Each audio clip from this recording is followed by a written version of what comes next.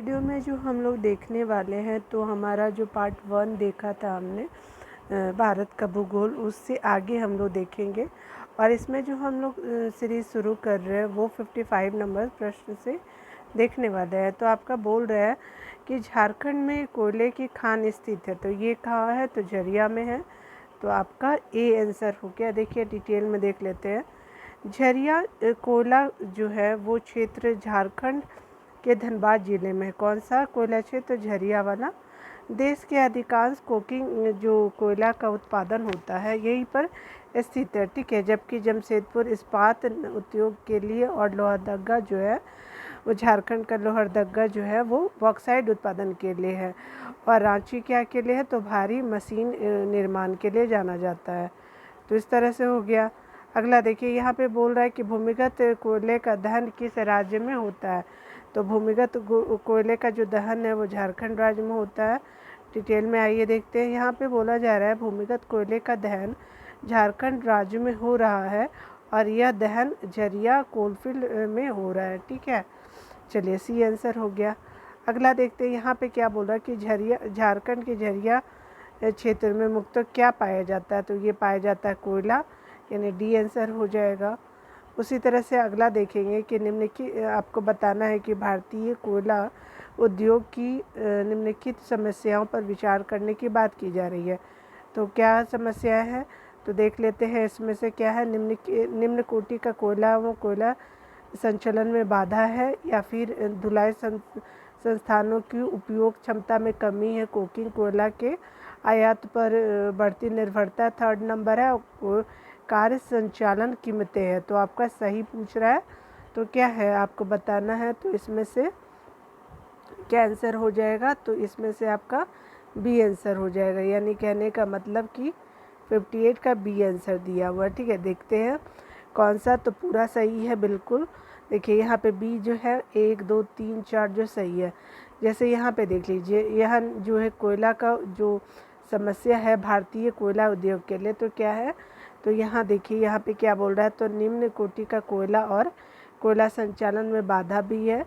उसके अलावा धुलाई संस्थानों की उपयोग क्षमता में कमी भी है, कोकिंग कोयला के आयात पर बढ़ती निर्भरता भी हो, और कार संचालन कीमतें भी है, ठीक है। तो 1 2 3 4 आपका चारों सही है और सही हमसे पूछा गया है, ठीक है। देखिए यहाँ पे जो बोला जा रहा है, तो यहाँ पे डिटेल देख लेते हैं। यहाँ पे देखिए आपका बी आंसर दिया हुआ है ना, तो ये इस तरह से आपका बी आंसर सही हो जाना है।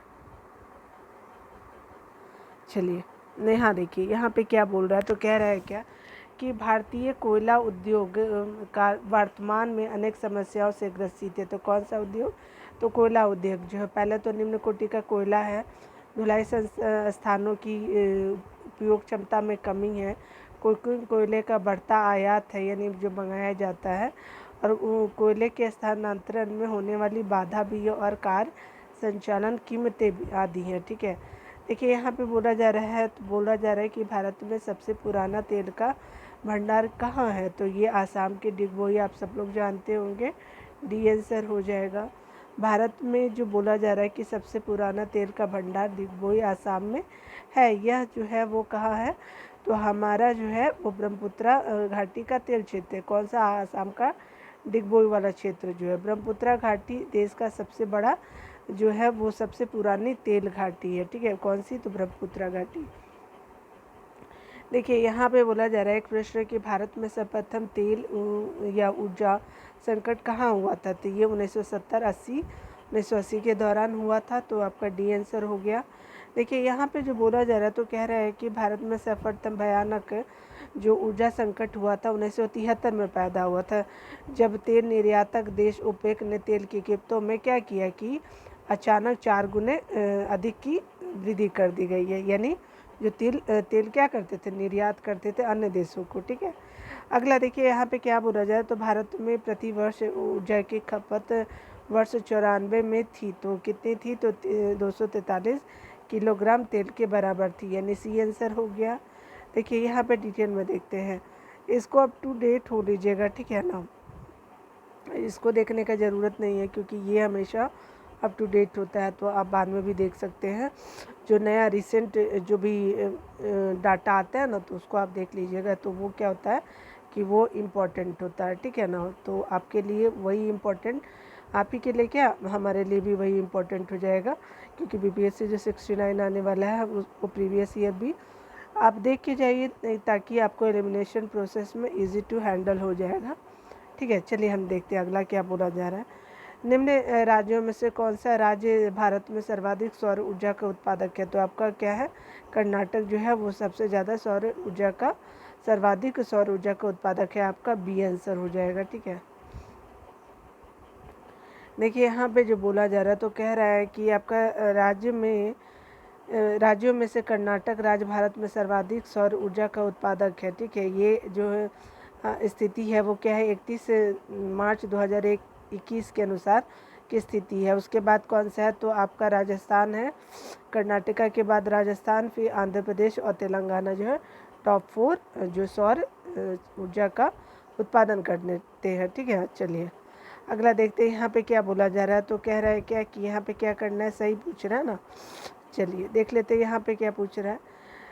यहाँ पे 63 नंबर प्रश्न क्या बोल रहा है कि भारत में विद्युत बोर्डों की वित्तीय रुग्णता के निम्नलिखित कारणों पर विचार करना है। यानी वित्तीय जो रुग्णता होती है राज्य विद्युत बोर्डों की, तो उसके कारण बताना है। तो ठीक है, देख लेते हैं।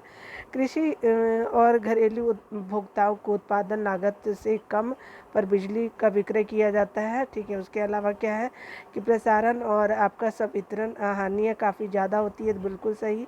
राज्य विद्युत बोर्डों के लिए वाणिज्य के स्वायत्ता में कमी है, ये भी सही है।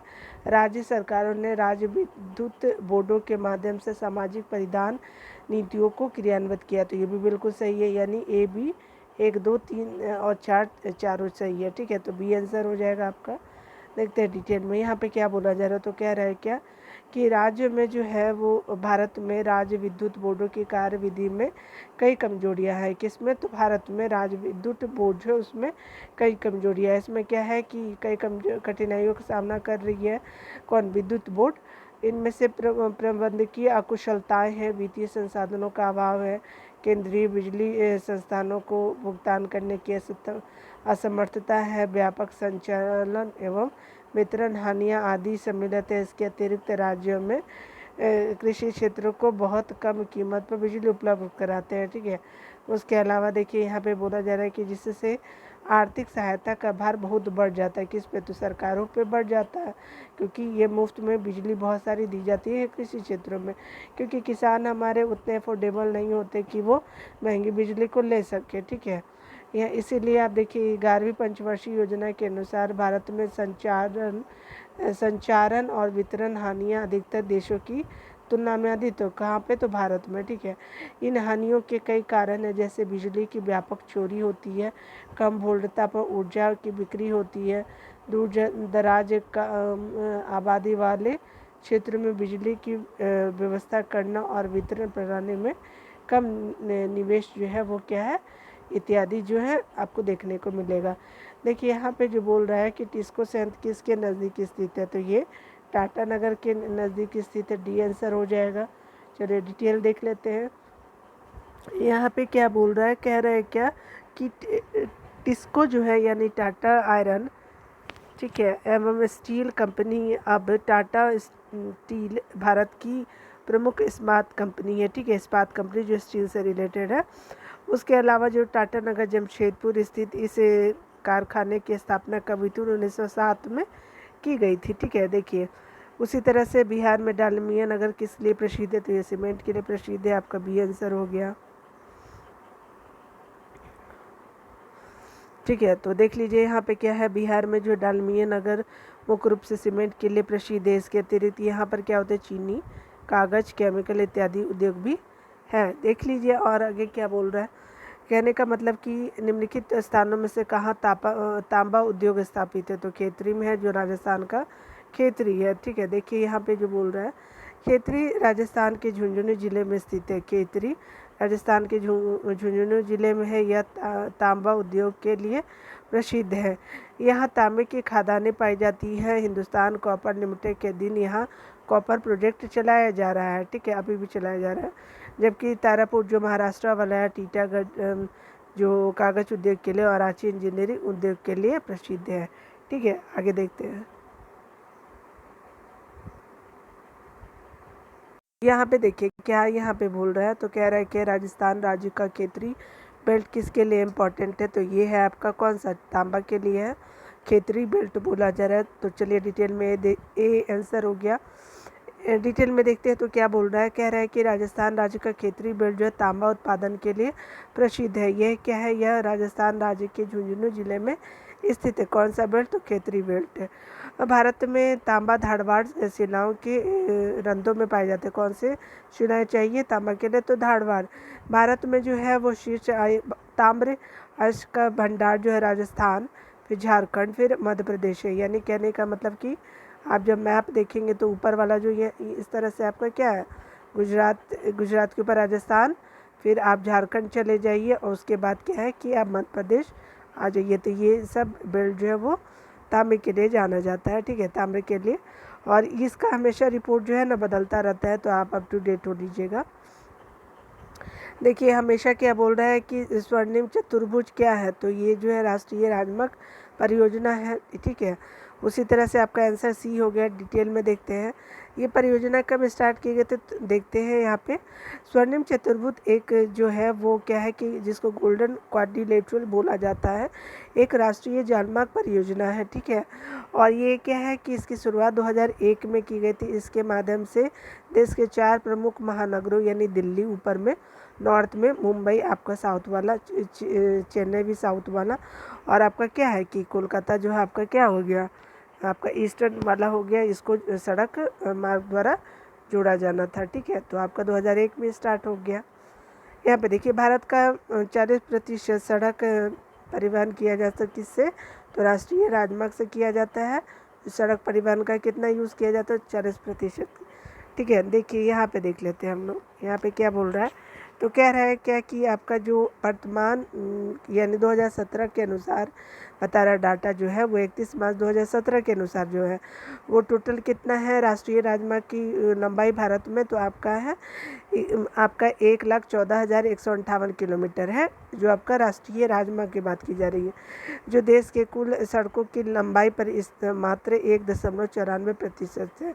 ठीक है, किंतु संपूर्ण देश के सड़क परिवहन का लगभग 40% यातायात राष्ट्रीय राजमार्ग द्वारा संपन्न होता है। यानी कहने का मतलब कि आपका राष्ट्रीय राजमार्ग कितना यूज़ किया जाता है भारत में, तो आपका 40%। और ये जो है अब राष्ट्रीय 21-22 का जो डाटा आया है, देश में राष्ट्रीय राजमार्ग की जो है कुल लंबाई कितनी हो गई है, तो आपका हो गया 1,40,995, जो पहले कितना था 1,14,198 था। ठीक है, था ना, अभी ये भी बढ़ गया, तो आप ये याद रखिएगा। ठीक है, ये वाला याद रखिएगा। ठीक है, चलिए निम्न हिमालय पर्वत श्रेणियों में से किस पर्वत श्रेणी को अटल टनल पार करती है, तो ये करती है पूर्वी पीर पंजाल करती है, पश्चिमी या पूर्वी, तो पूर्वी पीर पंजाल जो है वो अटल टनल पार करती है। ठीक है, देखिए यहाँ जो है वहाँ पे डिटेल देख लेते हैं। 9.2 किलोमीटर जो है वो एक तरह से लंबी अटल टनल हिमालय के पूर्वी पीर पंजाल श्रृंखला में स्थित है। यह पूरे वर्ष मनाली को लौ स्पीति घाटी से जोड़ती है। कहाँ से कहाँ तक, तो मनाली को लौ स्पीति घाटी से जोड़कर रखती है। इसका निर्माण जो है वो BRO यानी सीमा संगठन सड़क संगठन द्वारा किया गया, सीमा सड़क संगठन द्वारा किया गया, और यह भारत के सामरिक दृष्टि से महत्वपूर्ण है तथा 2002 में महत्वपूर्ण प्रधानमंत्री जो है वो आपके जो है हमारे अटल बिहारी वाजपेयी द्वारा इसकी क्या की गई थी, आधारशिला कब, तो 2002 में रखी गई थी। और इसको पूरा कब किया गया है, तो देखिए यहाँ 3 अक्टूबर 2020 को रोहतांग यानी हिमाचल प्रदेश में हमारे जो प्रधानमंत्री हैं नरेंद्र मोदी जी के अटल टनल का उद्घाटन किया। बन के कब तैयार हुआ, तो 2020 में। ठीक है, और रखी कब गई थी, 2002 में। सोचिए कितना टाइम लग गया, 18 साल लग गया ना। देखिए निम्नलिखित नंबर की राजधानी ट्रेन में से कौन सी एक अधिकतम दूरी तय करती है, तो ये जो है वो 124-31 त्रिवेंद्रम सेंट्रल जो है वो अधिकतम दूरी तय करती है। ठीक है, चलिए बी आंसर हो गया। देखिए ये तो करंट इशू वाली है, ये देख लेते हैं।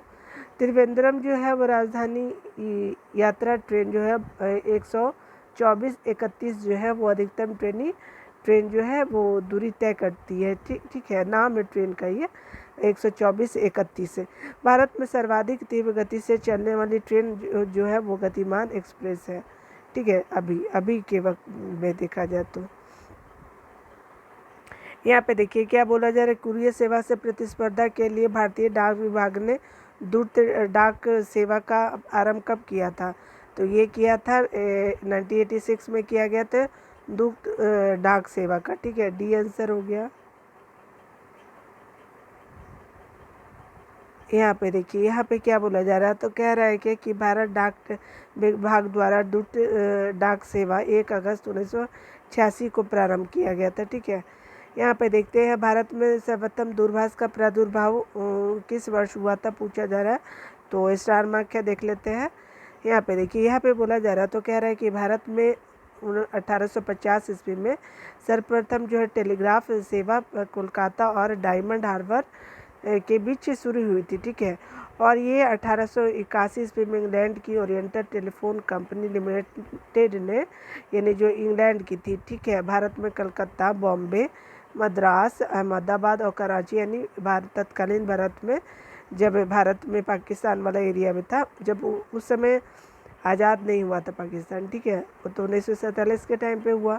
ठीक है, टेलीफोन एक्सचेंज स्थापित किए गए थे 28 जनवरी 1882 को टेलीफोन सेवा की औपचारिक स्थापना की गई। ठीक है, यानी कब की गई थी, तो 1882 में। कब, तो 28 जनवरी को। अतः विकल्प में कोई भी सही आंसर नहीं है। ठीक है, पाट अंचल अवस्थित है, तो कहाँ अवस्थित है, तो ये झारखंड में है, तो बी आंसर हो गया। देखिए, पाट जो अंचल होता है, पैट रीजन किसको बोलते हैं, छोटा नागपुर प्रदेश में अवस्थित है। कहाँ पे, तो छोटा नागपुर प्रदेश में अवस्थित है। ये ऊंचे पहाड़ी शिखर होते हैं। ठीक है, छोटा नागपुर पठार का अधिकांश भाग जो झारखंड राज्य के अंतर्गत आता है, इसलिए आपका आंसर क्या है, बी सही है। ठीक है, चलिए, यहाँ पे बोला जा रहा, तो कह रहा है कि झुमरी तलैया रेडियो पर गीतों की फरमाइश के लिए प्रसिद्ध किस राज्य में स्थित है, तो ये झारखंड राज्य में स्थित है, बी आंसर हो गया। देखते हैं, अगतन में झुमरी तलैया जो है वो क्या है, ये झारखंड राज्य के कोडरमा जिले में स्थित है। यह पहले यह अविभाजित बिहार में स्थित है। कहाँ था, तो ये पहले क्या था, मतलब बिहार का ही हिस्सा था, तो बी आंसर हो गया।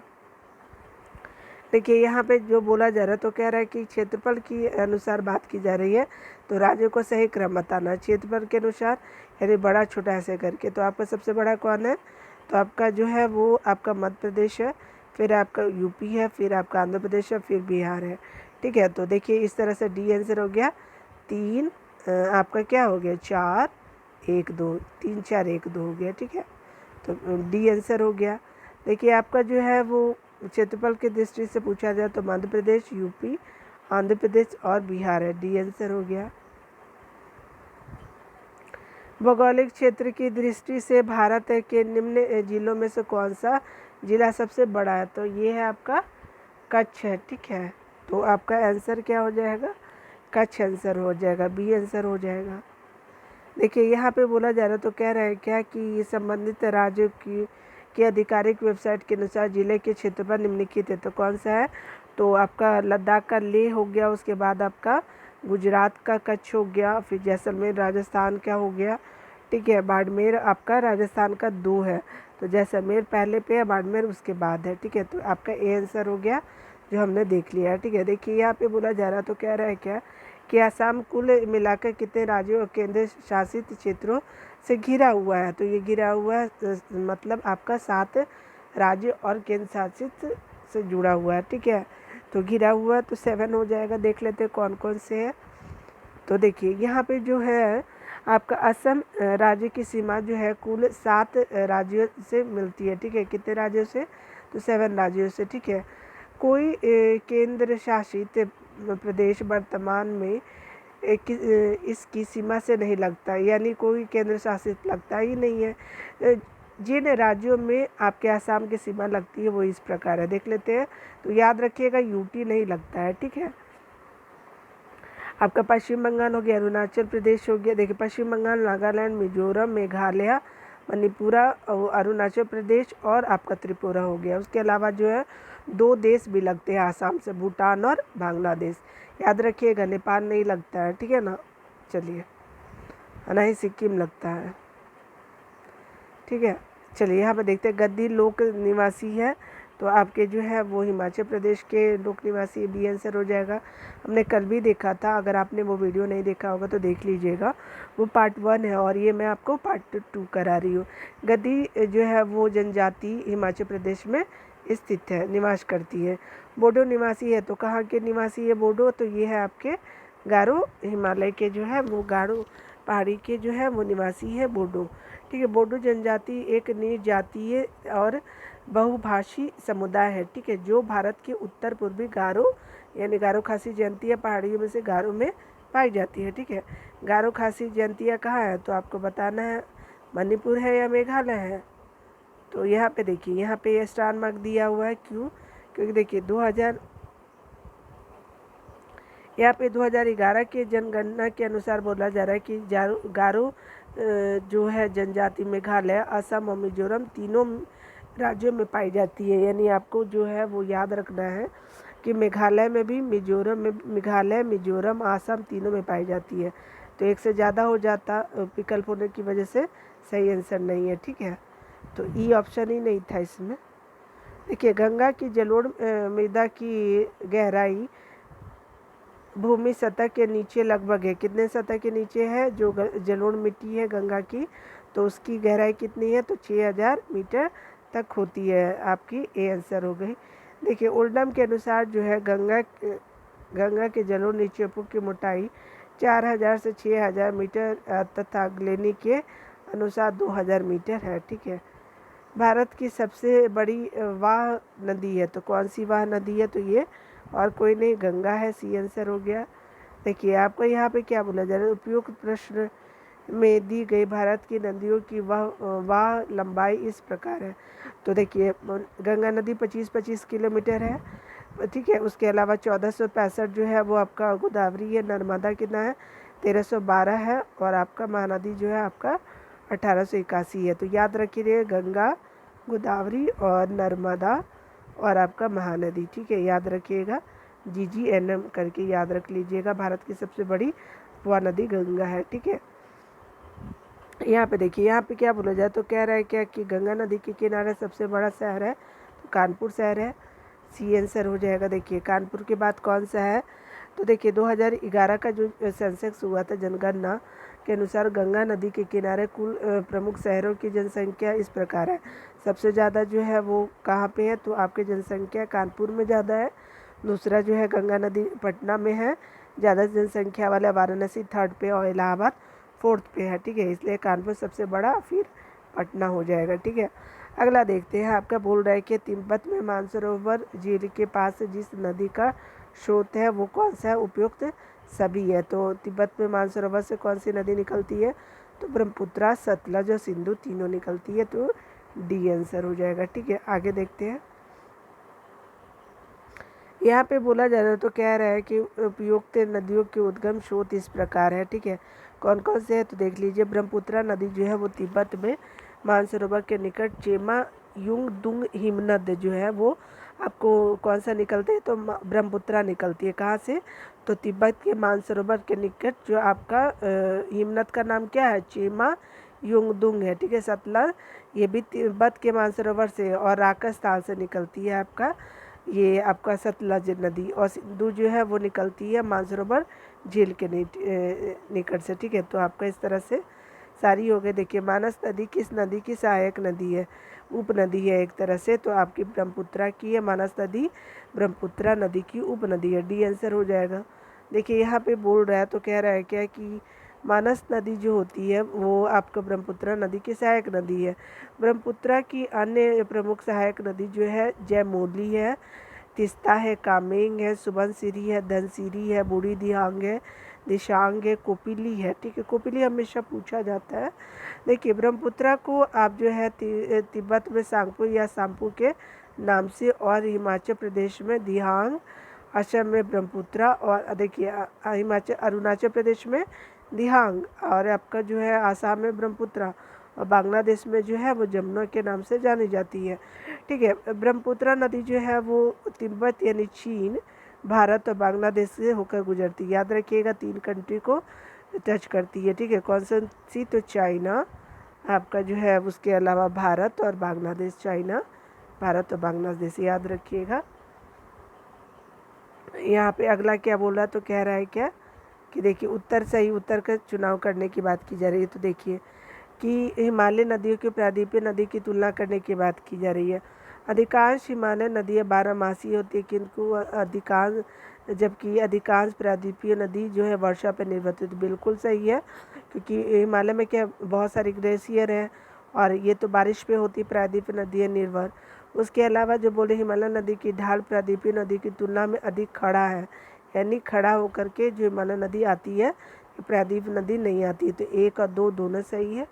देखिए प्रायद्वीप नदी हिमालय नदी की तुलना में अपने रास्ते पे अधिक चरण का कार्य करती है, तो ये बिल्कुल सही नहीं है, प्रायद्वीप नदी नहीं करती है। ठीक है, तो आप देख लीजिए 3 गलत हो जाएगा, आपका 1 और 2 सही, आंसर ए हो जाएगा। ठीक है, देखिए यहाँ पे क्या बोला जा रहा है, तो कह रहा है क्या कि अधिकांश जो हिमालय नदियाँ 12 मासी है, जो हिमालय ग्लेशियरों से जल प्राप्त करती है, जबकि अधिकांश प्रायद्वीपीय नदियाँ वर्षा पर है। प्रायद्वीप वाला, ये नहीं साउथ इंडिया वाला।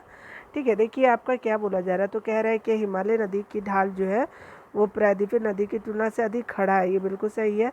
हिमालय नदी युवा नदी एक उदाहरण है। हिमालय नदी कौन सी नदी? जो हिमालय से नदी निकलती है वो युवा नदी का उदाहरण है, तथा ये प्रायद्वीपीय नदी की तुलना में अधिक क्षरण का कार्य करती है। कौन सी? तो हिमालय नदी। यहाँ पे उल्टा लिखा था, आपका प्रायद्वीपीय नदी लिखा था, इसीलिए गलत होता, लेकिन होना क्या चाहिए था? हिमालय नदी होनी चाहिए थी। देखिए यहाँ पे जो बोला जा रहा है, तो कह रहा है कि कौन सी नदी भ्रंश यानी भ्रंश द्रोणी से होकर बहती है, तो ये नर्मदा नदी है। नर्मदा नदी बिंद और सतपुड़ा के मध्य भ्रंश घाटी से होकर बहती है। ठीक, ए आंसर हो गया। यहाँ देखिए यहाँ पे बोला जा रहा है, तो कह रहा है क्या कि पश्चिम की ओर यानी वेस्ट यार्ड जो है वो प्रवाहित होने वाली नदी बताना है। तो आपका कौन सा है? तो 1 और 2 हो गए, नर्मदा और ताप्ती। ये तो क्या होगा, पश्चिम की तरफ नहीं होता ना ताप्ती। ए आंसर हो जाए 1 और 2। ठीक है, अगला देख लेते हैं। भारत में पश्चिम दिशा में प्रवाहित होने वाली 3 प्रमुख नदियों में नर्मदा नदी, राप्ती नदी और साबरमती। अगर साबरमती रहते तो वो भी सही होता। राप्ती घाघरा की सहायक नदी है। कौन सी? तो राप्ती किसकी है? तो घाघरा की सहायक नदी है, जो उत्तर पश्चिम से दक्षिण पूर्व दिशा में आपके जो है वो प्रवाहित होती है, यानी पूर्व दक्षिण पूर्व में जाती है, इधर से जाएगी। ठीक है, और ये क्या है? ए सही हो गया। इस तरह से देखिए आपका बोला जा रहा है कावेरी नदी कौन से राज्य से होकर गुजरती है, तो कावेरी नदी जो है वो आपका क्या है कि आपका कर्नाटक, केरल और तमिलनाडु, आप ऐसे देख सकते हैं। कर्नाटका से शुरू हुआ, केरला आया, केरला के बाद तमिलनाडु हो गया। ठीक है, तो ऐसे जो है कावेरी नदी को याद रख सकते हैं। आप अगर ज्योग्राफी पढ़ना चाहते हैं ना, तो आप मैप को याद रखिए, आपको इजी टू अंडरस्टैंड हो जाएगा। ठीक है ना। देखिए कावेरी नदी जो है कर्नाटक के कुर्ग जिले में ब्रह्मगिरी के निकट से निकल कर के 800 किलोमीटर लंबाई तथा 81,155 वर्ग किलोमीटर अपवाह क्षेत्र में प्रवाहित होता है। कौन? तो कावेरी नदी जो होता है, यानी कहाँ से निकलता है? जो कर्नाटक का कुर्ग जिला, वहीं के ब्रह्मगिरी से निकलती है, ब्रह्मगिरी की पहाड़ी है। ठीक है, और आपका कितने लंबाई है? तो 800 किलोमीटर है, और कितना अपवाह क्षेत्रफल है?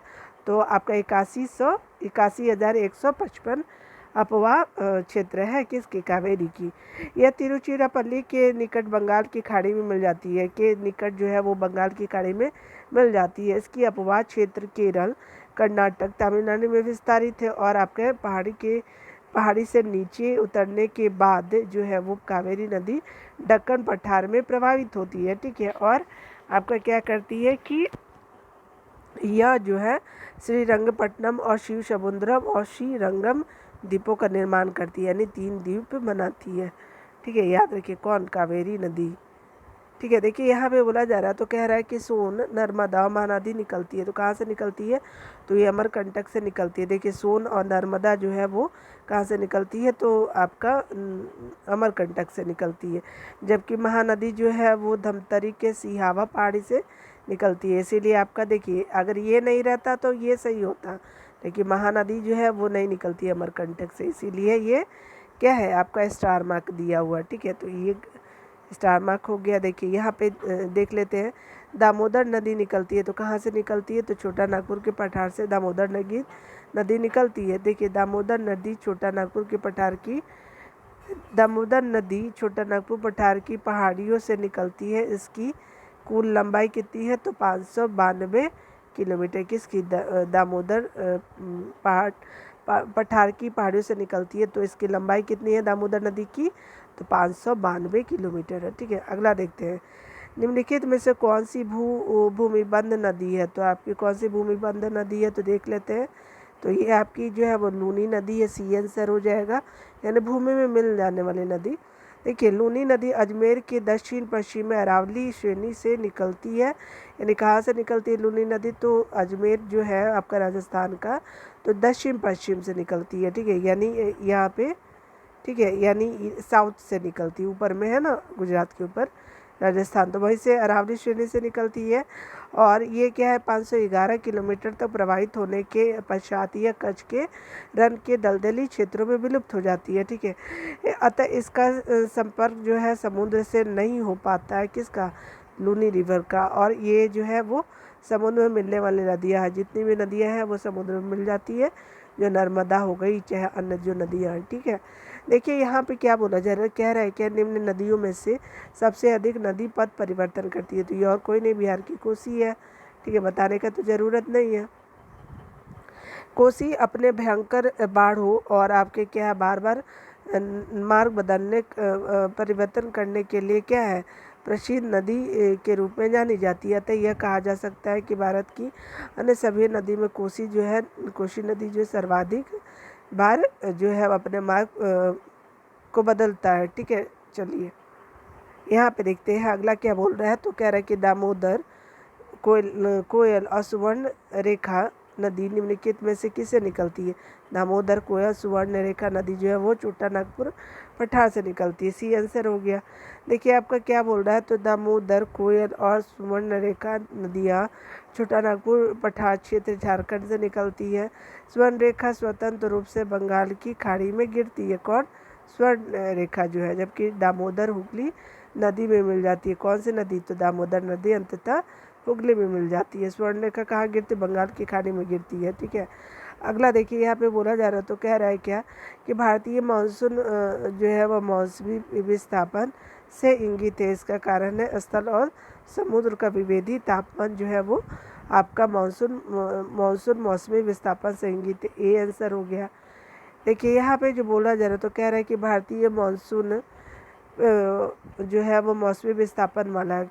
कौन सा मानसून, तो भारतीय मानसून जो है। ठीक है, इसके अलावा जो है आपका कह रहा है कि इसकी दिशा 6 माह तक जो है वो इसकी दिशा जो है 6 माह यानी जाड़े में, और उत्तर पूर्व से दक्षिण पूर्व, यानी उत्तर पूर्व से क्या होता है कि दक्षिण पूर्व दक्षिण पश्चिम, यानी देखिए आपका जो ये मैप अगर मैं बनाती हूँ तो क्या है इंडिया का मैप ऐसे है ना, तो आपका क्या है कि आपका यहाँ पे उत्तर पूर्व हो गया, और आपका है क्या है कि दक्षिण पश्चिम आपका हुआ ना यहाँ से, तो आपका ये यहाँ से साउथ से गया तो पश्चिम वाला एरिया हो गया। उसी तरह से शेष 6 माह का ग्रीष्म होता है, और 6 माह का क्या होता है, तो गर्मी होता है। दक्षिण पश्चिम से लेकर के क्या होता है कि आपका उत्तर पूर्व रहती है। इस तरह से इन मानसून हवाओं की उत्पत्ति जो है वो तापमान में विभिन्नता के कारण होती है। अतः अन्य किसी कारण से इस पर पर्याप्त मतभेद है। ठीक है, इसके 2 संकल्पनाओं का प्रतिपादन किया गया। कौन कौन सा है, तो देखिए आपका एक तापीय संकल्पना है, तो इसमें क्या होता है कि मानसून की उत्पत्ति स्थल और जल के असमान संगठन और उनके गर्म और ठंडा होने के विरोधी स्वभाव के कारण होता है। कहाँ सा, तापीय संकल्पना जो होता है, अर्थात इस पर सूर्य के उत्तरायण एवं दक्षिणायन का पर्याप्त प्रभाव पड़ता है। ठीक है, ए आंसर हो गया। देखिए उसी तरह से आपका यहाँ पे पॉइंट नंबर 2 है, तो नवीन संकल्पना क्या है, तो कह रहे हैं कि मानसूनी हवाओं की उत्पत्ति जो होती है वायुदाब और हवाओं की पेटी के खिसकाव के कारण होती है। ठीक है, इस संकल्पना का पहली बार प्रतिपादन जो है फ्लॉन नामक विद्वान ने किया था। ठीक है, तो इस तरह से हो गया। यहाँ पे देखिए आम्रवर्षा है, तो ये क्या है, स्टार मार्क है, तो यहाँ पे से कोई भी नहीं है। तो देख लेते हैं क्या बोला जा रहा है। तो कह रहा है कि कर्नाटक और केरल में अप्रैल महीने के में जो है तड़ी झंझावत के साथ होने वाले वर्षा को चेरी ब्लॉसम कहते हैं। कहाँ होता है, तो आपका केरला और आपका कर्नाटका में होता है। ठीक है, जबकि मई महीने में होने वाली वर्षा को आम्र वर्षा कहते हैं। यानी आपका मई महीने में जो होता है वर्षा, उसको आम्र वर्षा कही जाती है, क्योंकि इस वर्षा से आम के फल पकने लगते हैं। और बंगाल और असम में अप्रैल और मई में होने वाली तड़ी झंझावत के साथ वर्षा को काल वैसाखी बोलते हैं, यानी पूर्व में। ठीक है, कहा जाता है दिए गए विकल्प में कोई भी विकल्प सही नहीं है। ठीक है, अगला देखिए यहाँ पे बोला जा रहा है। तो कह रहा है कि निम्न राज्यों में से किस राज्य में जाड़े के मौसम में बारिश मिलती है। तो ये आपको जाड़े में बारिश कहाँ होती है, तमिलनाडु में। बी आंसर हो गया। देखिए अक्टूबर नवंबर के महीने में उत्तर पूर्वी मानसून यानी लौटते हुए मानसून से तमिलनाडु के तटवर्ती का इलाके में जो है 65 से लेकर 75 सेंटीमीटर तक क्या होता है, आपका वर्षा होती है। कहाँ पे, तो तमिलनाडु में उनके तटों पे। ठीक है, अगला देखते हैं। आपका बोल रहा है, तो कह रहा है क्या चेरापूंजी अवस्थित है। तो चेरापूंजी कहाँ अवस्थित है, तो ये मेघालय में अवस्थित है। सी आंसर हो जाएगा। देखते हैं डिटेल में यहाँ पे क्या बोल रहा है। तो कह रहा है क्या कि चेरापूंजी जो है भारत के पूर्वोत्तर राज्य मेघालय में अवस्थित है। और आपका जो है मानसून नाम से पहले विश्व में जो है सर्वाधिक वर्षा वाला स्थान कहा था, तो चेरापूंजी था। ठीक है, उसके अलावा देखते हैं आपका प्राकृतिक आपदाओं को मिलाना है कि आपका कौन सा जो किस प्रदेश से प्राकृतिक आपदा। तो देख लेते हैं यहाँ पे जो भी है आंसर, डायरेक्ट यहाँ पे देख लेते हैं। बी आंसर हो जाएगा। तो चलिए हम लोग देख लेते हैं यहाँ पे जो भी है मिला लेते हैं। ठीक है, आपको थोड़ा मैं छोटा कर देती हूँ फॉन्ट साइज। तो देखिए यहाँ पे जो बोला जा रहा है, तो कह रहा है क्या कि आपका जो है वो बाढ़, तो बाढ़ कहाँ हो जाएगा, तो आपका बाढ़ कहाँ होता है, तो उत्तर प्रदेश और बिहार में बाढ़ हो जाएगा। ठीक है, भूकंप कहाँ आता है, तो आपका जो है हिमालय और गिरिपथ क्षेत्र में आएगा, तो बी हो जाएगा। उसी तरह से आपका सूखा जो है, सूखा कहाँ होता है, तो आपका जो है वो मध्य पूर्व में होता है सूखा। ठीक है, उसके अलावा जो है उसके अलावा चक्रवात कहाँ होता है, तो आपका लास्ट में आपका चक्रवात कहाँ होता है, तो ये आपका हो जाएगा झारखंड और उत्तरी जो है आपका उड़ीसा जो चक्रवात आते हैं। डी आंसर हो जाएगा इसका। इसका आंसर क्या हो जाएगा, बी हो जाएगा, बी। ठीक है, तो आप यहाँ पे हम लोग डायरेक्ट मिला लेते हैं। चलिए यहाँ पे देख लेते हैं यहाँ पे क्या बोला जा रहा है। तो कह रहा है क्या कि यहाँ पे देखिए यहाँ पे क्या कह रहा है। तो कह रहा है क्या कि केंद्रीय जल आयोग ने बाढ़ों की गणना करने के लिए बाढ़ पूर्वानुमान संगठन ने फ्लड फोरकास्टिंग ऑर्गेनाइजेशन की स्थापना की। किसने, तो केंद्रीय जल आयोग ने। आपका देखिए यानी सेंटर ने। वर्तमान में इस संगठन में जो देश जो है वो 12 बाढ़ प्रभावित राज्य है और आपके 3 केंद्र शासित प्रदेश और 328 स्टेशनों को चिन्हित किया गया है। और सर्वाधिक जो स्टेशन है 44 है यूपी के हैं और आपके 43 जो है वो बिहार दूसरे स्थान पे। ठीक है, उसी के अलावा भारत में भूकंप प्रभावित क्षेत्रों में हिमालयी और गिरिपात क्षेत्र होते हैं। गिरिपात जो क्षेत्र होते हैं वो क्या होते हैं कि आपके, और उसके अलावा जो है उत्तर पूर्वी भारत हो गया भूकंप वाले प्रभावित। उसके अलावा जो है वो आपका जो है सिंधु गंगा बेसिन हो गया, कैम्बे और कच्छ का रण हो गया, आपका अंडमान और निकोबार वाले क्षेत्र हो गया। और आपका क्या है कि सूखे से प्रभावित सम्मिलित है। ठीक है, उसके अलावा जो है देखिए सूखे से प्रभावित जो सर्वाधिक प्रभावित जो एरिया है वो मध्य पूर्वी भारत है। ठीक है, पूरे भारत की बात की जा रही है। तो देखिए चक्रवात सामान्य रूप से भारत के पूर्वी तट को प्रभावित करता है। यानी चक्रवात ज़्यादातर कहाँ होता है, उड़ीसा और ये झारखंड वाला एरिया जो है, कुछ पश्चिम तट पर अरब सागर में भी आते हैं। ठीक है, उसके अलावा क्या है कि यह भारत का पूर्वी जो तट बंगाल की खाड़ी में पड़ने वाले चक्रवातों से प्रभावित हो वाला क्षेत्र है। इसमें क्या है कि आपका उड़ीसा राज्य में चक्रवात आवृत्ति की संख्या सर्वाधिक अधिक है। ठीक है, चलिए करेवास मृत्तिका जो जाफरान के लिए आपका जो के उत्पादन के लिए उपयोगी है, पाई जाती है। तो जाफरान क्या है, तो केसर का एक स्थानीय प्रकार है। तो कहाँ होता है, तो ये जो है कश्मीर हिमालय में होता है। ये आंसर हो गया। देखते हैं डिटेल में। जाफरान जो केसर की खेती के लिए कश्मीर घाटी प्रसिद्ध है, जो करेवा मिट्टी में उपजाई जाती है। यह ताजे जल द्वारा जमा की गई मिट्टी है। अगला देखते हैं। रेगड़ किसकी नाम है, तो रेगड़ जो है वो आपका रेगुड़ जिसको बोलते हैं काली मिट्टी का नाम है।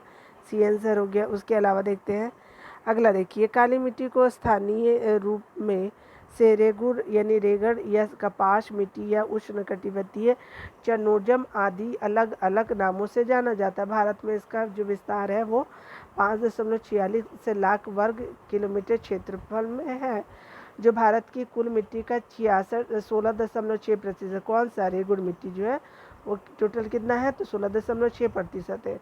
यह मिट्टी गुजरात हो गया, आपका जो है वो महाराष्ट्र, पश्चिम मध्य प्रदेश हो गया, और आपका क्या है कि उत्तर पश्चिम आंध्र प्रदेश का हिस्सा जो कवर करता है।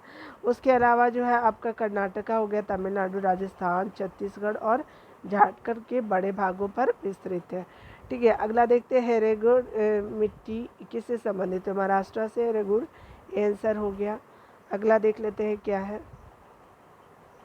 अगला जो बोल रहा है तो कह रहा है क्या कि यहाँ देख ले, रेगुड़ नाम है, तो रेगुड़ किससे नाम है, तो काली मिट्टी से। बी आंसर हो गया।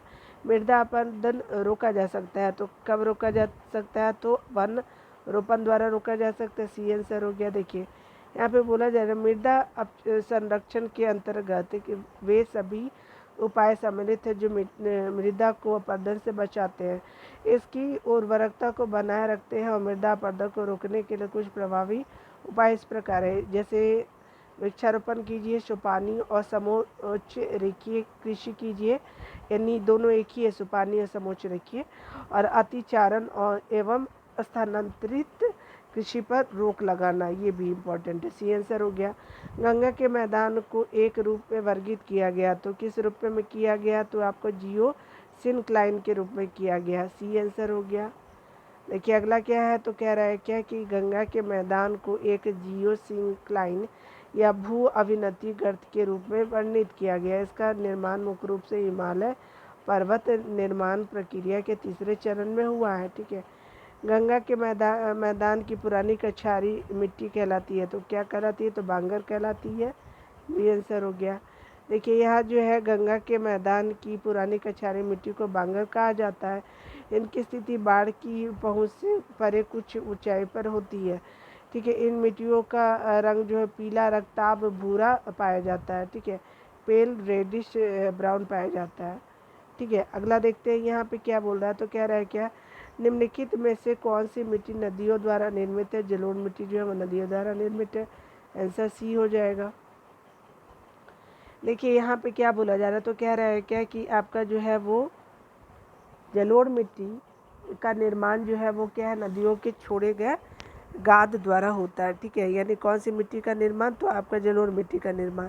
जलोढ़ मृदा देश के 33.5% भागों में लगभग 11 लाख वर्ग किलोमीटर क्षेत्र में विस्तृत है। जलोढ़ मिट्टी को 2 उपवर्गों में बांटा गया है। ठीक है, अगला देखते हैं।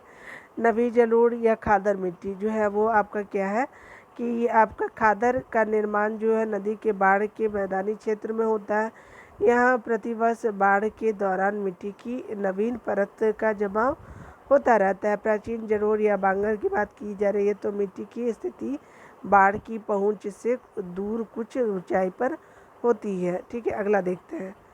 यहाँ पे देखिए भारत के कुल भौगोलिक क्षेत्र में जो है वन क्षेत्र का क्या प्रतिशत है, 20.7% जो है वन क्षेत्र है। ठीक है, देखिए ये रिपोर्ट जो है अभी बदल गई है।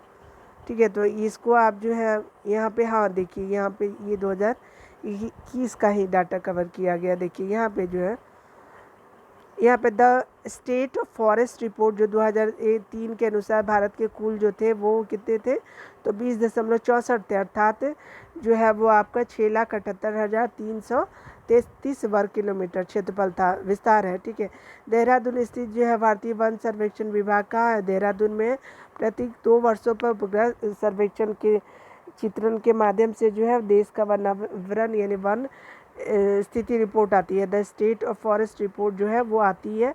और ISFR जो रिपोर्ट है ये बहुत ही लेटेस्ट 2021 वाला है। तो अभी कितना हो गया वनावरण, तो 21.71 हो गया, ठीक है। और वन और वृक्षावरण कितना होगा, तो 24.62 हो गया। याद रखिएगा, वन और वृक्षावरण है, ये वनावरण है, ठीक है। और बिहार में कितनी है वनावरण, तो 7.84 है, ठीक है। याद रखिएगा ये सब।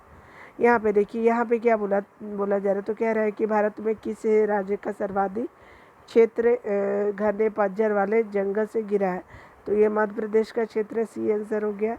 देखिए यहाँ पे बोला जा रहा है, तो कह रहा है कि भारतीय वन सर्वेक्षण की स्टेट फॉरेस्ट रिपोर्ट 2021 के अनुसार जो दिए गए विकल्पों में पतझड़ वनों का सर्वाधिक विस्तार मध्य प्रदेश तथा उसके बाद छत्तीसगढ़ में है, इसलिए आपका क्या है कि सी आंसर सही है। देखिए यहाँ पे बोला जाए तो कह रहा है क्या है कि प्रतिशत अधिकतम वन क्षेत्र है, तो आपका जो है वो मिजोरम में है, तो सी आंसर हो गया। अगला देखते हैं यहाँ पे क्या बोला जा रहा है, तो कह रहा है कि भारत के सर्वाधिक वनाच्छादित क्षेत्रों में मध्य प्रदेश यानी 77,493 वर्ग किलोमीटर का प्रथम स्थान है। और ये क्या है, जबकि विकल्प राज्यों में मिजोरम में कितना है कि आपको 85.53 जो है सर्वाधिक प्रतिशत में है, ठीक है। देखिए आपका जो अगर सर्वाधिक वनाच्छादित बोलेगा तो आपको मध्य प्रदेश होगा, ठीक है। ISFR 2021 से लेटेस्ट है, और आपको प्रतिशत में बोलेगा तो क्या होगा, तो 85 मिजोरम हो जाएगा, ठीक है। देखिए भारत के किस राज्य में वन्यजीव अभयारण्य का सबसे अधिक संख्या है, तो कहाँ पे है, चलिए देख लेते हैं हम लोग कहाँ पे है। ये महाराष्ट्र में है, ठीक है। चलिए यहाँ पे आंसर जो होगा सी हो जाएगा। यहाँ पे जो दिसंबर 2020 की स्थिति के अनुसार बोला जा रहा है कि भारत के राज्य में वन्यजीव अभयारण्य की सर्वाधिक संख्या जो महाराष्ट्र की में 48 है, उसके बाद अंडमान और निकोबार जो UT है हमारा क्या 96 हो गया, संघ राज्य जो है, ठीक है। यहाँ पे देखिए, यहाँ पे बोला जा रहा है, तो कह रहा है समस्त विश्व में तेंदुओं की सर्वाधिक आबादी भारत में है, कितनी है, तो ये नया जो है वो बढ़ गया है, यानी कहने का मतलब कि पहले कितना था। Status of leopard in India 2018 का जो आया था, भारत में लगभग कितने हैं, तो 12,892 जो है अब कितने हो गया है, यानी इतने के लगभग है, यानी आप 12,892 मान लीजिए, यानी 13,535 के बीच में, 12,172 से लेकर के 13,532 के बीच में है। क्या होता है ना कि ये CCTV कैमरा लगा देते हैं और बहुत ही मतलब हाई रेजोल्यूशन का वो कैमरा लगा करके यूज़ करते हैं, जिससे लियोपार्ड का काउंट किया जा सके, ठीक है। चलिए देखते हैं यहाँ पे। देखिए यहाँ पे क्या बोला जाए, तो कह रहा है कि भारत की जनसंख्या विशेषताओं के बारे में बात किया जा रहा है। तो कह रहा है क्या कि वर्ष 1991 से 2000 के दशक में जो है 10 सालों में जनसंख्या वृद्धि लगभग कितनी थी, 21% थी, तो बिल्कुल सही है। उसके अलावा जो वर्ष 1991 की अपेक्षा 2001 में पुरुष और महिला साक्षरता का अंतर बढ़ गया है, बिल्कुल नहीं। यहाँ पे देखिए उसके अलावा क्या बोला जा रहा है कि वर्ष 2001 की जनसंख्या के अनुसार देश में 35 ऐसे बड़े नगर हैं जिनमें कुल नगरीय जनसंख्या लगभग 48% जनसंख्या निवासी है, नहीं ऐसा नहीं है। उसके अलावा देखिए यहाँ पे क्या बोला, वर्ष 1991 की जनसंख्या ने अनुत्पादक उपभोक्ताओं की संख्या में कमी का संकेत दिया है, तो ये सही है, तो आपका सही पूछा है, तो 1 और 4 सही हो गया आपका। देखते हैं, देखिए यहाँ पे जो बोला जा रहा है, तो कह रहा है क्या कि जो आपका 1991 से लेकर 2001 के दशक में जनसंख्या की वृद्धि में 21.34% थी, ठीक है। वर्ष 1991 में पुरुष और महिला साक्षरता का अंतर कितना था, 24.8% था, और जो वर्ष में 2001 में 21.6% रह गया है। 2001 की जनसंख्या के अनुसार 35 बड़े नगरों में 48% नगरीय जनसंख्या निवास करती है, ठीक है। 2001 से 2011 के दशक में जो है जनसंख्या की वृद्धि दर कितनी है, तो आपकी 17.7 है, ठीक है। 2001 से 2011 के बीच में जो 10 सालों में वृद्धि हुई है वो 17.7 हो गया, ठीक है। देखिए अगर आप अभी लेटेस्ट पूछते हैं तो देख लेते हैं कि कुल लिटरेसी रेट कितना है, तो 73% है 11 का इम्पोर्टेंट है। मेल का कितना है तो पुरुष का जो 80.9 है, आपका फीमेल कितनी है तो 64.6 है। और अंतर कितना है मेल और फीमेल में, पुरुष और महिला की एजुकेशन में, तो 16.3, यानी बढ़ा नहीं है, घट ही गया प्रतिशत में देखा जाए तो। ठीक है, ऐसे बढ़ा नहीं है, नॉर्मली है। अगला देखते हैं क्या है, तो बोल रहा है कि 2011 की जनगणना के अनुसार भारत की कुल जनसंख्या में नगरीय प्रतिशत कितना है, तो नगरीय प्रतिशत कितना है तो आपका 31% है, बी आंसर हो जाएगा। देखिए यहाँ पे जो बोला जा रहा है तो कह रहा है क्या कि 2011 की जनगणना के अनुसार अंतिम आंकड़ों के अनुसार भारत की कुल जनसंख्या में नगरीय जनसंख्या 31.2% है तथा ग्रामीण जनसंख्या 68.8% है। ठीक है, सारण सिंचाई नहर निकलती है, कहाँ से निकलती है तो ये गंडक से निकलते हैं, डी आंसर हो गया। गंडक परियोजना के अंतर्गत गंडक नदी का त्रिवेणी घाट के पास एक 740 मीटर लंबा बैराज बनाया गया, जिससे कुल नहरें निकाली गई है, जिनमें से एक सारण सिंचाई नहर भी है। ठीक है, त्रिवेणी नहर जो है में से किस नदी से पानी आता है तो गंडक नदी से त्रिवेणी नहर में पानी आता है, तो सी हो गया आंसर। देखिए यहाँ क्या बोला, तो भाखड़ा नांगल एक संयुक्त परियोजना है, तो किसका, तो देखिए हरियाणा, पंजाब और राजस्थान का, ए आंसर हो गया। देखिए यहाँ डिटेल में देख लेते हैं, यहाँ पे क्या बोला, तो कह रहा है कि भाखड़ा नांगल बहुउद्देशीय जो परियोजना है वो पंजाब, हरियाणा, राजस्थान की राज्यों का संयुक्त उपक्रम है। ठीक है, इसके अंतर्गत भाखड़ा और नांगल के पास सतलज नदी पर 2 बांधों का निर्माण किया गया है। ठीक है, ये जो है किस नदी पे भाखड़ा नांगल बांध बना है तो आपका सतलज नदी, अभी हम लोग देख लिया, डी आंसर हो गया। देखिए उसी तरह से आपका क्या बोल रहा है, किस नदी पर शिव समुद्रम जलप्रपात अवस्थित है, तो ये कावेरी नदी पे, ए आंसर हो गया। यहाँ पे देखिए, यहाँ पे क्या बोला, शिव समुद्रम जो है वो आपका जलप्रपात कावेरी नदी पर अवस्थित है। इस नदी का उद्गम जो है कर्नाटक के कोडागू जिले की ब्रह्मगिरी पहाड़ियों से होता है। इसका अपवाद क्षेत्र जो है वो कर्नाटक का, केरल और तमिलनाडु है। कौन सा, तो कावेरी का। ठीक है, अगला देखिए, पट्टी सीमा परियोजना जो है वो निम्नलिखित में से किस नदियों के एकीकरण से जुड़ी होती है, ये कृष्णा और गोदावरी, बी आंसर हो जाएगा। पट्टी सीमा परियोजना कृष्णा और गोदावरी। चलिए अगला देख लेते हैं, यहाँ पे क्या बोला, पट्टी सीमा लिफ्ट सिंचाई परियोजना जो कृष्णा और गोदावरी नदियों के एकीकरण से जुड़ा हुआ है। इस परियोजना को जो है वो आंध्र सरकार द्वारा क्या किया गया है, कार्यान्वित किया गया है। ठीक है, आंध्र प्रदेश के द्वारा किया गया है। ठीक है, उसके अलावा जो है देखिए, आपका हीराकुंड बांध जो है किस नदी पे बना है तो आपका महानदी पे है, और ये हीराकुंड बांध जो है उड़ीसा राज्य में महानदी पे बनाई गई महत्वाकांक्षी परियोजना है। देखिए मैथन, बेल पहाड़ी एवं तिलैया बांध किस नदी पर बनाया गया है तो ये बराकर नदी पे, बी पे बनाया गया है। देखिए यहाँ पे क्या है, मैथन जो है वो बेल पहाड़ी और तिलैया बांध का निर्माण दामोदर की सहायक नदी बराकर पर दामोदर नदी घाटी परियोजना के प्रथम चरण में किया गया है। यहाँ देखिए, निम्नलिखित में से कौन सी एक मीठे पानी की झील है, तो ये जो है अब आपका ई आंसर हो जाएगा। मीठे पानी की झील जो है देखिए, आपको डिटेल में देख लेते हैं। यानी कहने का मतलब कि आपको विकल्प में बूलर, यानी आपका क्या है कि जम्मू कश्मीर और लोकटक जो है मणिपुर में मीठे पानी की झीलें हैं, तो आपका क्या हो गया है, सी और डी दोनों हो गया है, यानी सी और डी, सी एंड डी दोनों हो गया। ठीक है, इसीलिए ई ऑप्शन लिया है। ठीक है, मीठे पानी की झीलें, और आपका उड़ीसा का जो चिल्का लेक है वो क्या है, और राजस्थान का सांभर जो है खारे पानी की झीलें हैं। ठीक है, भारत में कौन सा कृषि वित्त का स्रोत नहीं है, तो कौन सा नहीं है तो इनमें से कोई नहीं है, डी आंसर होगा क्योंकि सभी है। ठीक है, देख लेते हैं।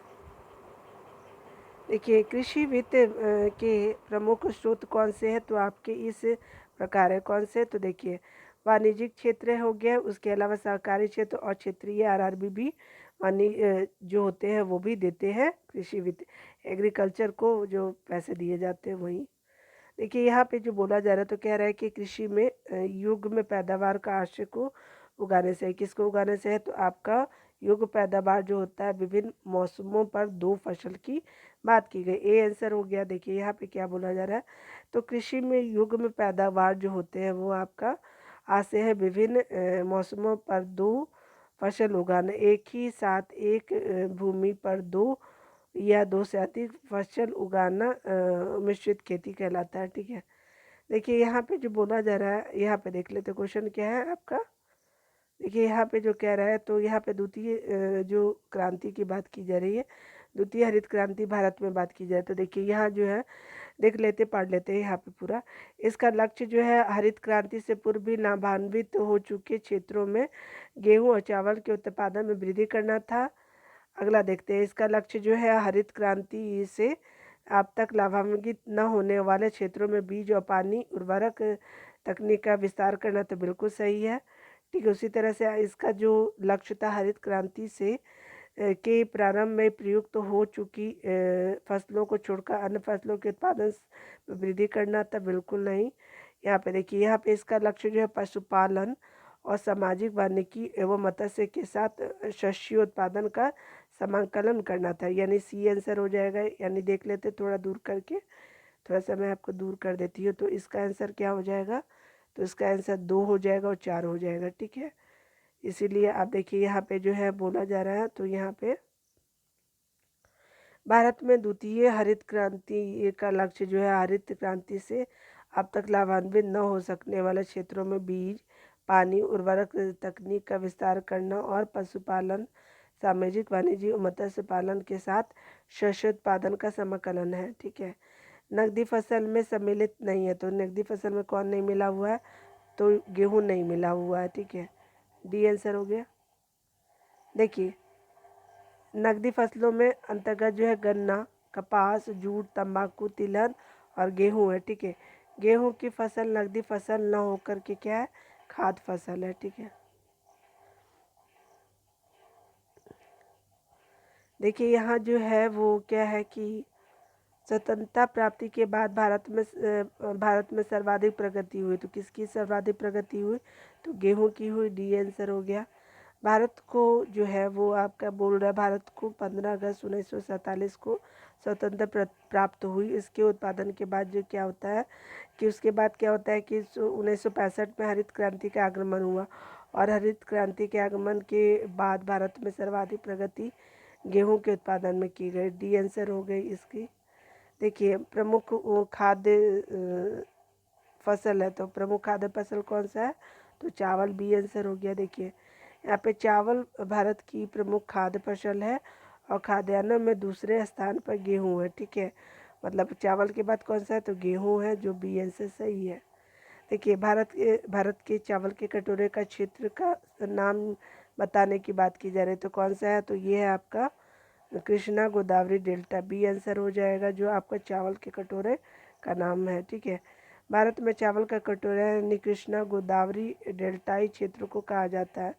ये क्षेत्र जो है आंध्र प्रदेश के अंतर्गत आता है, और आपका आंध्र प्रदेश के कुल कृषिगत क्षेत्र के 29.9 भाग पर चावल का उत्पादन किया जाता है। ठीक है, आंध्र प्रदेश में बोला जा रहा है। लगभग 2/3 चावल खरीफ फसलों के अंतर्गत आता है, यानी खरीफ फसल जो है वो उगाई जाती है 2/3। यह चावल के प्रमुख उत्पादक क्षेत्र तेलंगाना और रायलसीमा है। ठीक है, यहाँ पे यानी आंध्र प्रदेश के आसपास का जो क्षेत्र है, यानी कृष्णा गोदावरी डेल्टा वाला, जो कृष्णा गोदावरी डेल्टा क्षेत्रों में ही विस्तृत है, इसलिए बी आंसर सही है। ठीक है, देखिए यहाँ पे क्या बोला जाए, तो कह रहा है क्या कि खेती के अंतर्गत क्षेत्र के अनुसार भारत में सबसे महत्वपूर्ण खाद्य फसल कौन सा है, तो ये आपका चावल है, यानी सबसे ज़्यादा खाद्य फसल चावल को माना जाता है। डी आंसर हो गया।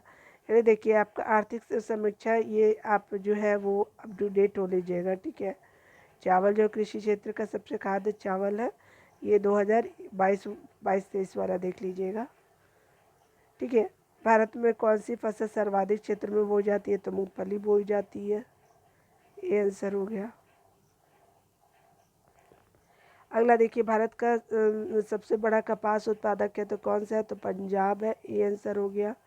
देखिए यहाँ पे बोला जा रहा है कि भारत के अग्रणी कपास उत्पादक जो है वो कौन सा है, तो आपका महाराष्ट्र हो गया। महाराष्ट्र मैंने बोला शायद क्या, देखिए महाराष्ट्र हो गया आपका, गुजरात हो गया, और तेलंगाना जो है कपास उत्पादन में टॉप 3 है। ठीक है,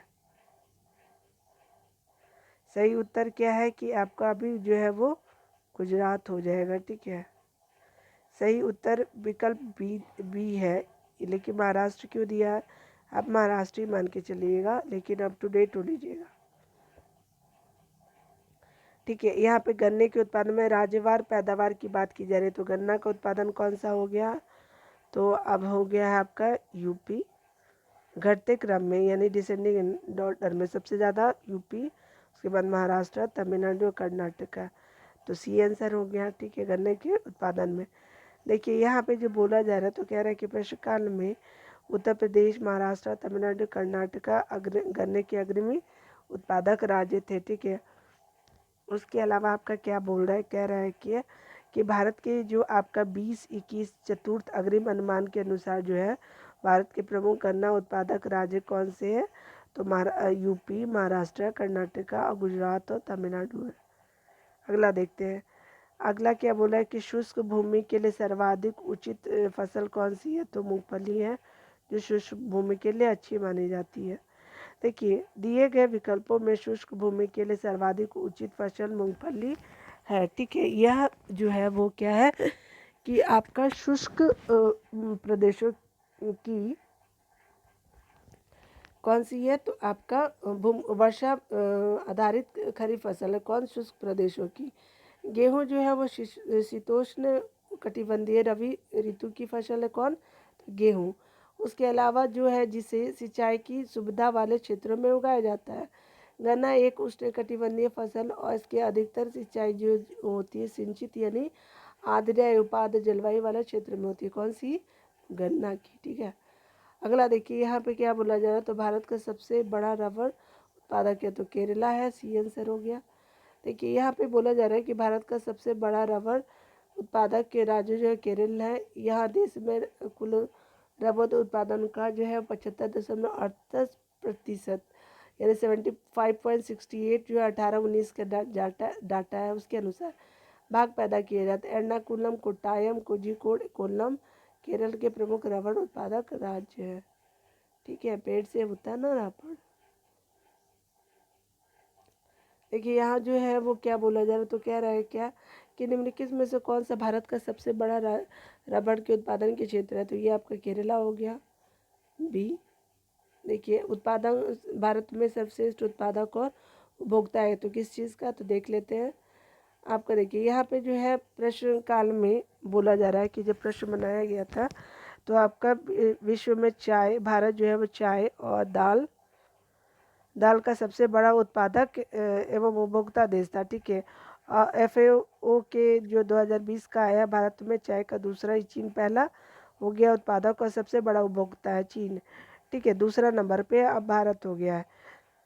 वही दूसरी तरफ जो भारत दाल के उत्पादन उपभोग में प्रश्न काल में वर्तमान एक अग्रणी स्थान बन गया है। ठीक है, और वर्तमान संबंध में इस प्रश्न का उत्तर दाल होगा। ठीक है, यहाँ देखिए यहाँ पे बोला जा रहा है, तो कह रहा है क्या कि निम्नलिखित में से पहाड़ी पर चाय बागान नहीं है, तो क्या नहीं है, तो गिरनार गुजरात वाला नहीं है। देखिए यहाँ जो बोला जा रहा है, तो कह रहा है कि कानन देवन पहाड़ी भारत के केरल राज्य के इडुक्की जिले में अवस्थित है। यह क्षेत्र मुन्नार हिल स्टेशन के पास अवस्थित है। मुन्नार क्षेत्र में 1870 के दशक में चाय बागान की शुरुआत की गई थी। ठीक है, नीलगिरी जो है आपका क्या है कि आपका नीलगिरी दक्षिण में अवस्थित पश्चिम घाट का महत्वपूर्ण पर्वत क्षेत्र है। नीलगिरी चाय भारत की सबसे विस्तृत चायों में से एक है और भारत का दार्जिलिंग मुख्यतः चाय उत्पादन के लिए प्रसिद्ध है, जो आपके सिक्किम राज्य के दक्षिण में पश्चिम बंगाल में अवस्थित है। और क्या है, गिरनार पर्वत गुजरात के राज्य में अवस्थित है। यहाँ पर जो है चाय बागान नहीं होता, गुजरात में नहीं होता। ठीक है, तो आपका डी आंसर हो गया। देखिए यहाँ पे बोला जा रहा है, तो कह रहा है क्या निम्नलिखित निम्न कॉफ़ी उत्पादक क्षेत्रों में से कौन सा क्षेत्र कर्नाटक में नहीं है, तो आपका पुलनेज नहीं है, तो डी आंसर सही हो गया।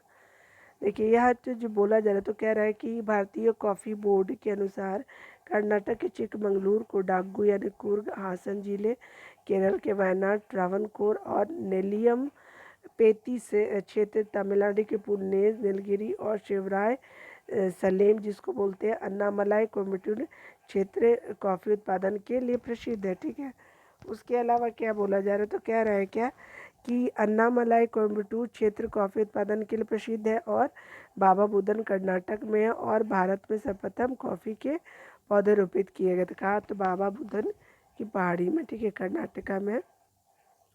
देखिए भारत अपनी आवश्यकताओं से अधिक उत्पादन करता है किसका, तो चाय का। ए आंसर हो गया।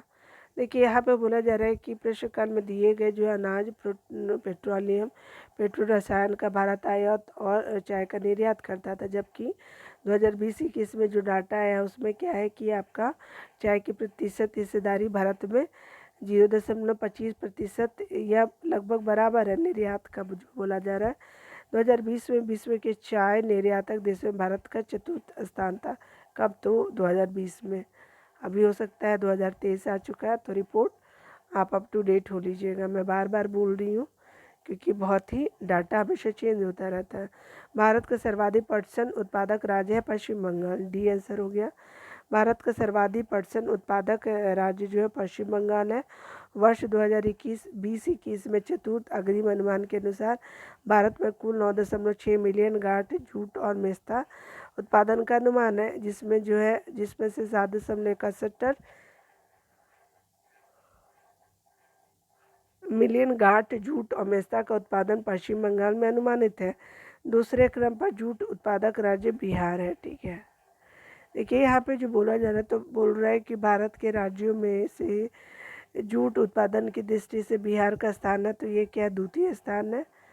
ठीक है, देख लेते हैं अगला क्या बोल रहा है। तो एल्युमिनियम का सबसे महत्वपूर्ण अयस्क है, तो बॉक्साइड है, ए हो गया। देखिए यहाँ पे बोला जा रहा है तो एल्युमिनियम का सर्वाधिक महत्वपूर्ण अयस्क बॉक्साइड है और विश्व में एल्युमिनियम और गैलीनियम का मुख्य स्रोत है, यानी विश्व में एल्युमिनियम और गैलीनियम का मुख्य स्रोत है। ठीक है,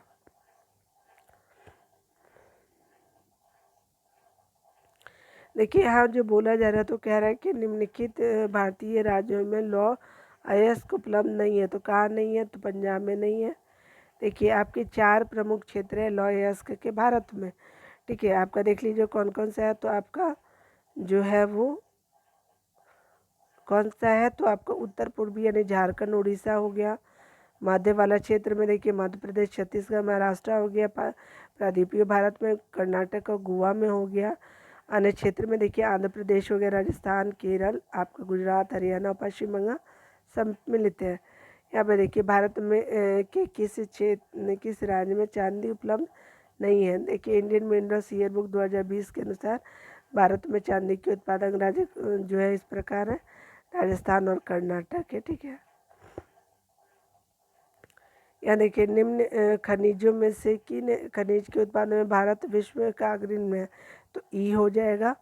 देख लेते कौन सा सही है।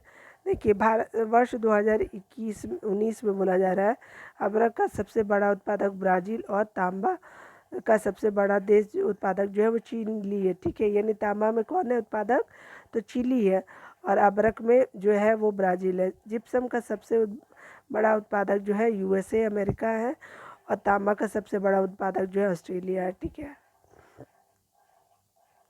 भारत का कौन सा राज्य सर्वाधिक अबरक उत्पादन करता है, तो ये है आपका झारखंड हो गया, बी।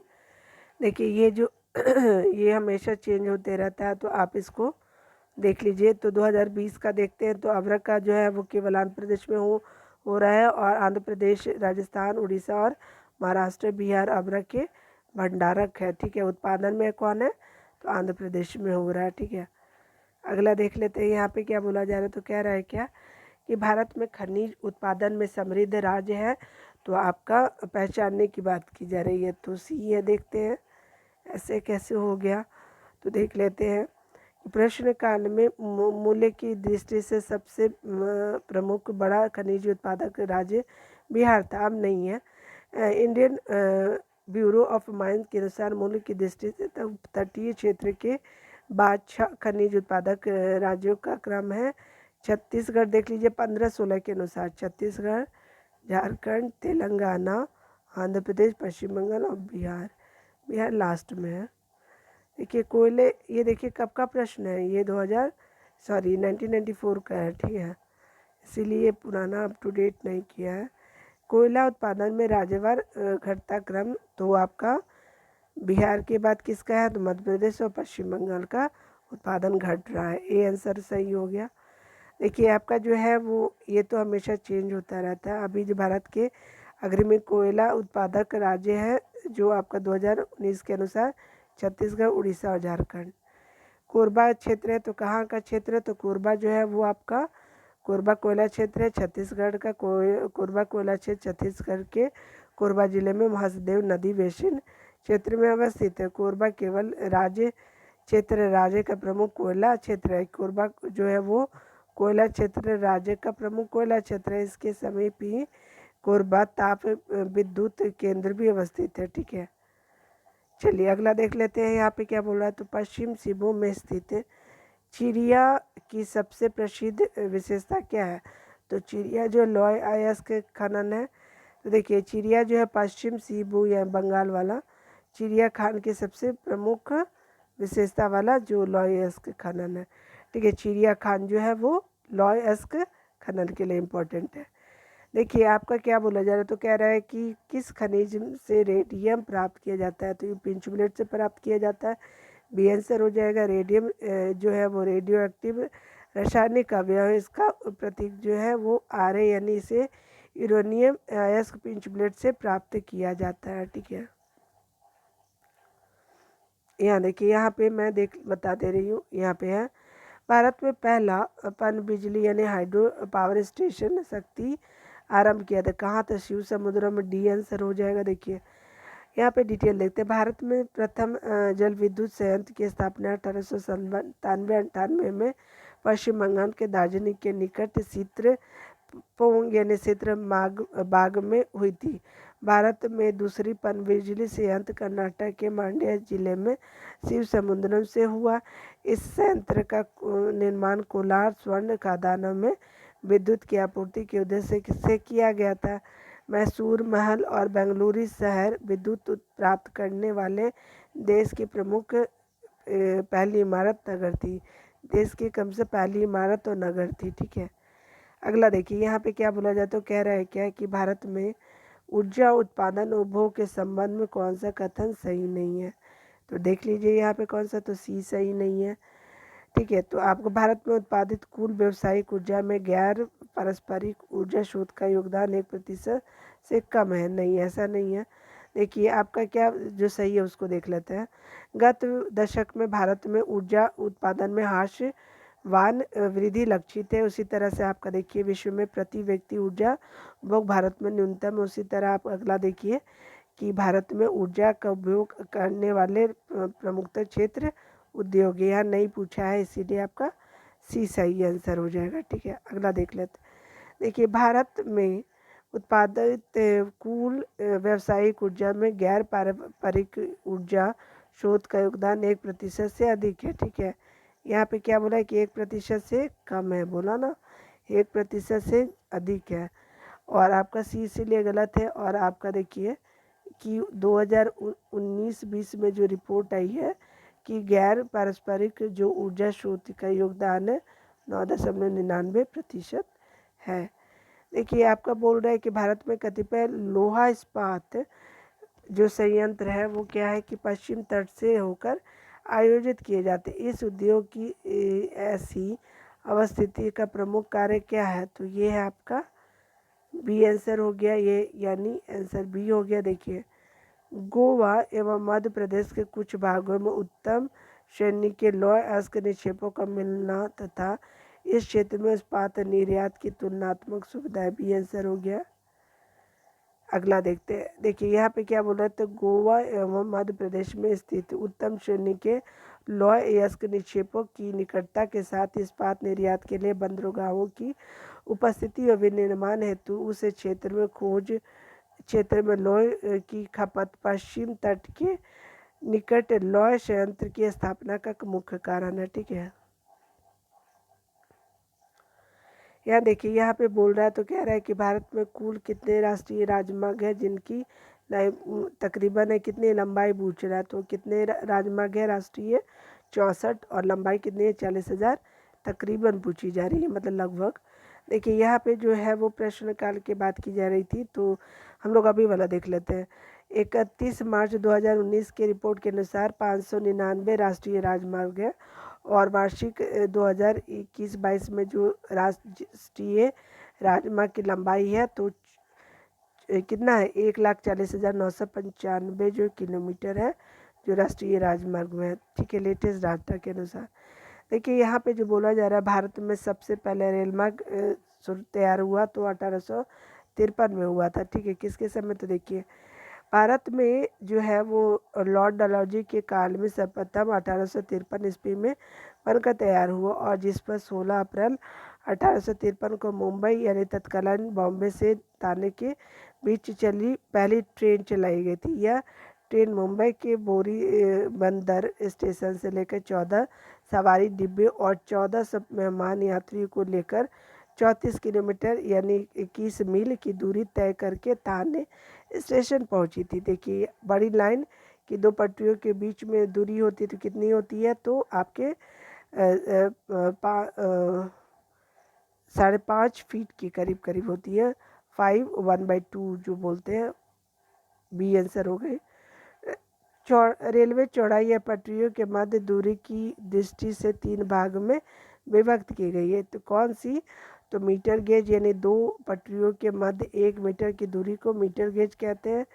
चौड़ी या बड़ी लाइन जिसको बोलेंगे दोनों पटरियों के मध्य 1.676 मीटर या 1676 मिलीमीटर। ठीक है, और फीट में कितना है? ये आपका 5.5 फीट दूरी है। ठीक है, उसी के अलावा जो छोटी लाइन जो होती है इसके मध्य की कितने मिलीमीटर होती है? तो 762 मिलीमीटर होती है, और आपके मिलीमीटर दूरी होती है कितनी? तो आप देखिए या फिर देखिए 762 से लेकर के आपको 610 मिलीमीटर के बीच में होती है छोटी लाइन की। मारमा गुआ पतन है तो ये कहाँ पे है? तो आपका गोवा में है। सी हो गया। मारमा गुआ पतन जुआरी नदी के मुहाने पर गोवा राज्य में अवस्थित है। यह एक निर्यात पतन प्रधान पतन है। ठीक है, देखिए आपका बोल रहा है कि भारत का 13वां प्रधान पतन किस राज्य में अवस्थित किया जाने वाला है? तो 13वां जो सी पोर्ट है वो कहाँ पे बनने वाला है? तो आपका कहाँ बनने वाला है देख लेते हैं। तो आपका महाराष्ट्र में बनने वाला है। सी सही आंसर हो गया। देखिए आपके 13वां प्रधान बंदरगाह भारत में महाराष्ट्र राज्य में स्थापित किए जाने का निर्णय केंद्रीय मंत्रिमंडल ने 5 फरवरी 2020 को लिया। यह बंदरगाह महाराष्ट्र में दहानू के निकट बधावन में स्थापित किया जाएगा। इस परियोजना की अनुमति जो है वो अनुमानित लागत कितना है? तो आपका कितना है? 65,544.54 करोड़ रुपए है। सुल्तानपुर जो बर्ड सेंचुरी स्थित है तो कहाँ? तो गुड़गांव हरियाणा में। सी आंसर हो गया। देखिए यहाँ बोला जा रहा है सुल्तानपुर राष्ट्रीय उद्यान पूर्व नाम जो सुल्तानपुर पक्षी अभ्यारण्य हरियाणा के गुड़गांव जिले में स्थित है। अगला देखिए अंटार्कटिक में भारत के तृतीय शोध केंद्र का नाम क्या है? तो ये तीसरा है, भारतीय नाम है। ये आंसर हो गया। दक्षिण गंगोत्री अंटार्कटिका में भारत का पहला अनुसंधान केंद्र है।